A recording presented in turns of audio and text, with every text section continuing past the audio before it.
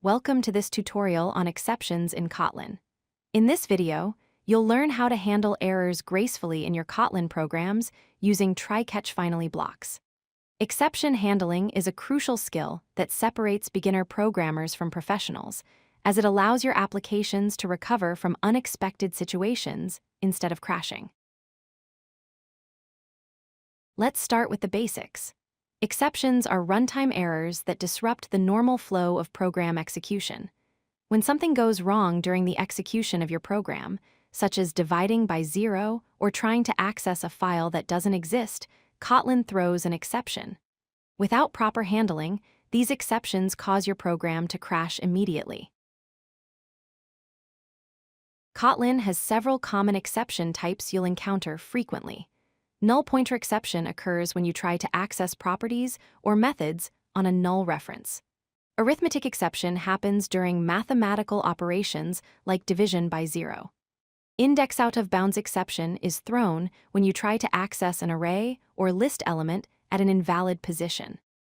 Number format exception occurs when you attempt to convert a string that doesn't represent a valid number into an integer or other numeric type. Here's an example of code without exception handling. We have a divide function that takes two integers and returns their division result. In the main function, we call divide with 10 and 0. This code will crash with an arithmetic exception because division by 0 is not allowed. The program terminates abruptly, and any code after this line never executes. To handle exceptions properly, Kotlin provides the try-catch mechanism. The try block contains code that might throw exceptions. This is where you place potentially risky operations. The catch block handles the exception if it occurs. When an exception is thrown inside the try block, the program immediately jumps to the corresponding catch block instead of crashing. Let's see the basic syntax in action. Inside the try block, we attempt to divide 10 by 0, which would normally cause a crash. However, we catch the arithmetic exception in the catch block. The catch block receives the exception object, typically named E, which contains information about the error. Instead of crashing, the program prints "cannot divide by 0" and continues executing. You can use multiple catch blocks to handle different types of exceptions differently. In this example, we try to convert the string ABC to an integer, which is invalid. The first catch block specifically handles number format exception and prints invalid number format. The second catch block catches any other exception type and prints something went wrong. Kotlin checks catch blocks in order from top to bottom, executing only the first one that matches the thrown exception type. The finally block is an optional but powerful addition to try-catch.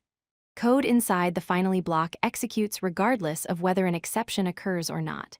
This makes it perfect for cleanup operations like closing files, releasing network connections, or closing database connections. Even if an exception is thrown and caught, or if no exception occurs at all, the finally block always runs. Here's a complete example using all three blocks together. In the try block, we divide 10 by 2 and print the result. Since this operation is valid, no exception is thrown. The catch block is skipped because there's no error. However, the finally block still executes and prints execution completed. If we had divided by 0 instead, the catch block would execute, followed by the finally block, ensuring cleanup always happens. Congratulations! You've now mastered exception handling in Kotlin. You understand what exceptions are, how to catch specific exception types, and how to ensure cleanup code always runs using the finally block.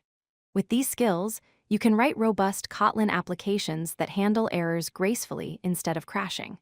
Practice using try-catch-finally in your projects to build more reliable and professional code. Thank you for watching.